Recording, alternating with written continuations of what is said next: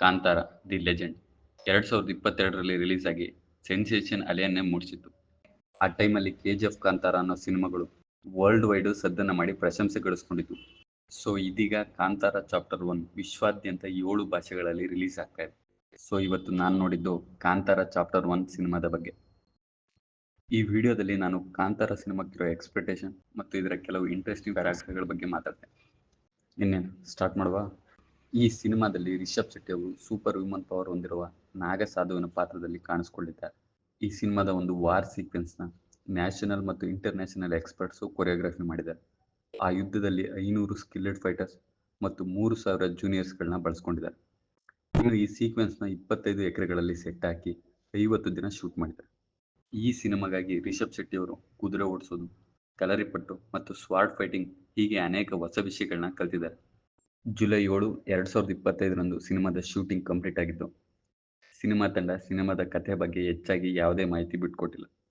Wrap up ಅನ್ನೋ video release ಮಾಡೋದ್ರ ಮುಖಾಂತರ ಕಾಂತಾರದ ವರ್ಲ್ಡ್ ಹೇಗಿದೆ ಅಂತ ಪರಿಚಯಿಸಿದ್ರು. ಈ ಸಿನಿಮಾ ಬರೋಬ್ಬರಿ 125 ಕೋಟಿಯಲ್ಲಿ ಮೂಡಿ ಬಂದಿದೆ ಅನ್ನೋ ಸುದ್ದಿ ಇದೆ. ಕಾಂತಾರದ ಭರ್ಜರಿ ಸಕ್ಸಸ್ನ ನಂತರ ಕಾಂತಾರ ಚಾಪ್ಟರ್ 1ಗೆ ಇಡೀ ವಿಶ್ವವೇ ಕಾತ್ಕೊಂತಿದೆ. ಸೊ ಇದಕ್ಕಾಗಿ ಈ ಸಿನಿಮಾನ 30ಕ್ಕೂ ಹೆಚ್ಚು ದೇಶಗಳಲ್ಲಿ ಅಕ್ಟೋಬರ್ 2ರಂದು ರಿಲೀಸ್ ಮಾಡ್ತಾ ಇದ್ದಾರೆ. ಜೊತೆಗೆ 2500ಕ್ಕೂ ಹೆಚ್ಚು ಪ್ರೀಮಿಯರ್ ಶೋಗಳನ್ನ ಎಲ್ಲಾ ಭಾಷೆಗಳಲ್ಲಿ ಅಕ್ಟೋಬರ್ 1ಕ್ಕೆ ನೋಡೋಕೆ ಸಿಗ್ತಾ ಇದೆ. ಆಲ್ರೆಡಿ ಈ ಸಿನಿಮಾದ ಡಿಜಿಟಲ್ ರೈಟ್ಸ್ನ ಅಮೆಜಾನ್ ಅವರು 125 ಕೋಟಿ ಕೊಟ್ಟು ಕೊಂಡ್ಕೊಂಡಿದ್ದಾರೆ. ಜೊತೆಗೆ ಈ ಸಿನಿಮಾದ ಸ್ಯಾಟಲೈಟ್ ರೈಟನ್ನು ಜಿ ಅವರು 80 ಕೋಟಿ ಕೊಟ್ಟು ಕೊಂಡ್ಕೊಂಡಿದ್ದಾರೆ. ಕಾಂತಾರ ಸಿನಿಮಾ ತಂಡ ಸ್ಟಾರ್ಟಿಂಗಲ್ಲಿ ಕೆಲವು ಪ್ರಾಬ್ಲಮ್ಸ್ಗಳನ್ನ ಫೇಸ್ ಮಾಡಿ ಫೈನಲಿ ವರ್ಲ್ಡ್ ವೈಡ್ ಅಕ್ಟೋಬರ್ 2ಕ್ಕೆ ರಿಲೀಸ್ ಆಗೋಕ್ಕೆ ಸಜ್ಜಾಗಿದೆ. ಕಾದ್ ನೋಡಬೇಕು ಸಿನಿಮಾ ಹೇಗೆ ಮೂಡ್ ಬಂದಿದೆ ಅಂತ.